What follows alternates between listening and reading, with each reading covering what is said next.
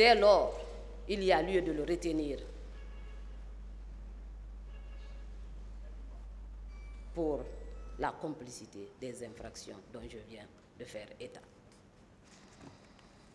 Sur la complicité de vol à main armée, de procurer illégalement des armes et munitions aux recrues de Kalia, ayant servi aux crimes et délits commis au stade, tout en sachant qu'ils devraient y servir.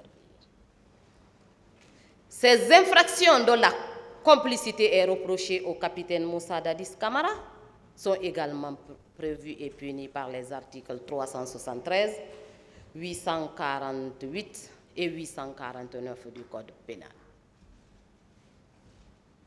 Il est acquis au débat que lors de la répression sanglante du 28 septembre 2009, qu'il y a eu des vols à main armée perpétrés par les hommes habillés et des miliciens sur les paisibles citoyens.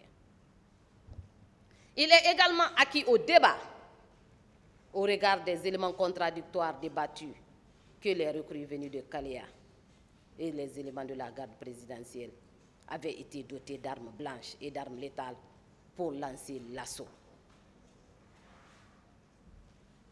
Ces faits sont confortés par des déclarations du commandant Aboubakar Sidiki Diakité dit Toumba dans son procès verbal d'interrogatoire du 23 mars 2017 à la page 5 en ces termes. Dans la même journée, le groupe de la garde parallèle, dont le capitaine Gono Sangari et autres, se sont dotés à partir du magasin d'importants lots d'armes. Lorsqu'ils m'ont trouvé avec un camion rempli de ces armes collectives et individuelles, ils m'ont dit que c'est le président Dadis qui a donné l'ordre. Ces armes ainsi que d'autres moyens ont été fournis par le capitaine Moussa Dadis Camara pour mater les manifestants. Et quoi faites-vous, monsieur? Parce qu'il pensait, monsieur le président, avoir perdu le pouvoir. Et il fallait à tout prix le récupérer, même au prix des vies humaines. Il fallait à tout prix le récupérer. J'insiste dessus, même au prix des vies humaines.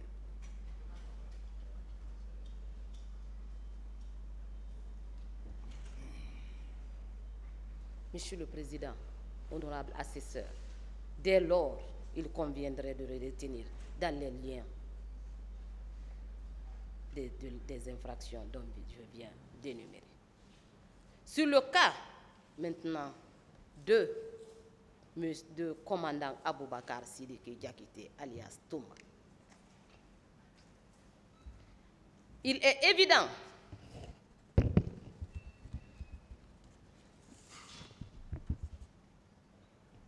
au regard des éléments de preuve discutés contradictoirement à cette barre, qu'il sera retenu dans les liens de la culpabilité, d'assassinat, de complicité de viol et de complicité d'enlèvement, de torture et de séquestration.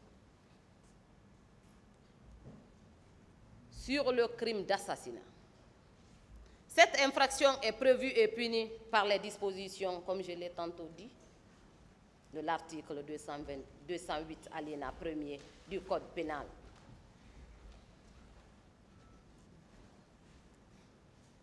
Dont je me réserve de reprendre la lecture.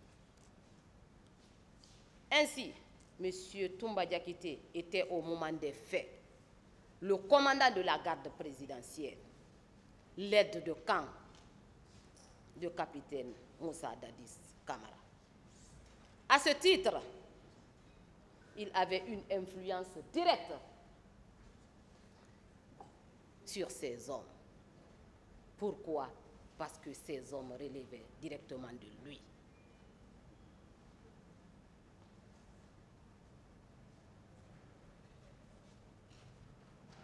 Monsieur Toumba a déclaré à cette barre, Monsieur le Président, qu'au moment où il rentrait au stade,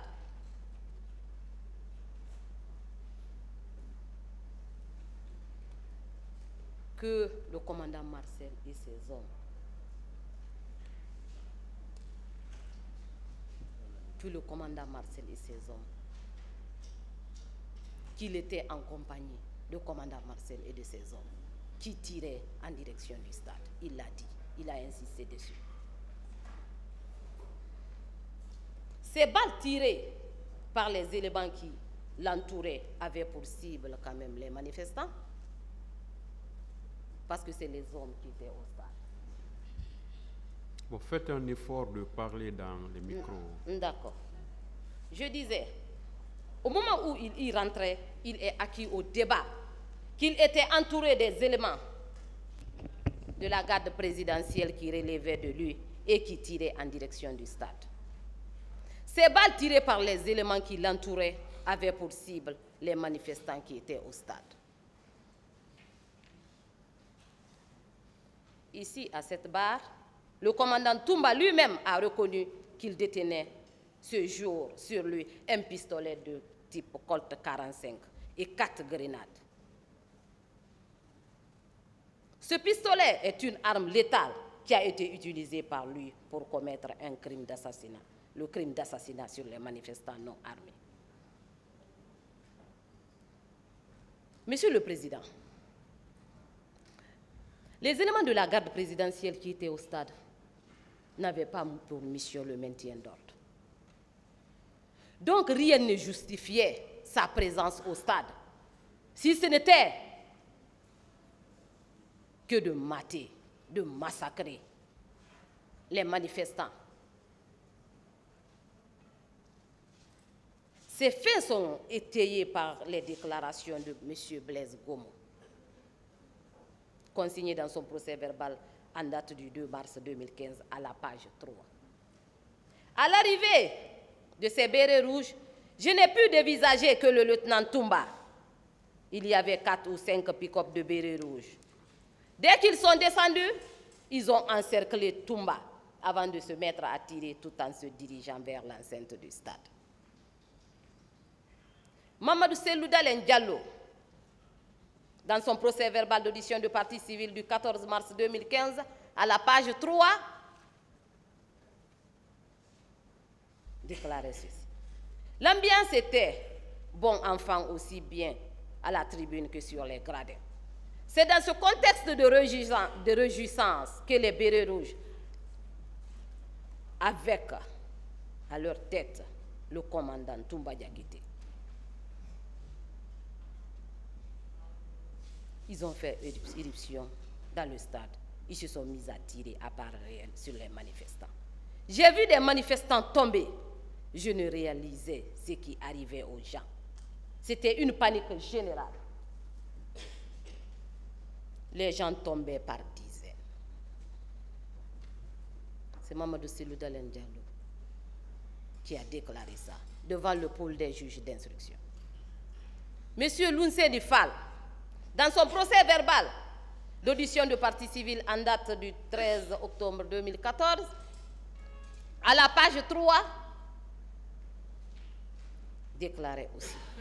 Du haut de la tribune, nous avons compris que les militaires tiraient sur les manifestants.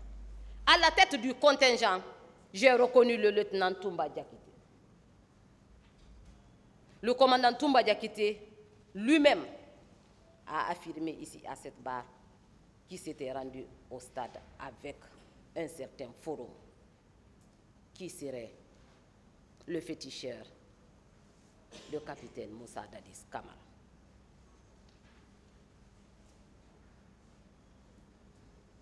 Alors que, lors de l'interview qu'il avait accordée à la RFI, il avait reconnu s'être rendu au stade avec un groupe de militaires pour agir et sur ordre du capitaine Moussa Dadis Camara.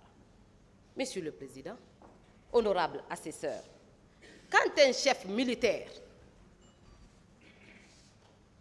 un commandant de la garde présidentielle, un homme qui est formé pour tuer, tient de tels propos, c'est-à-dire agir sur les instructions du président de la transition, la signification de cette expression n'est pas à rechercher ailleurs.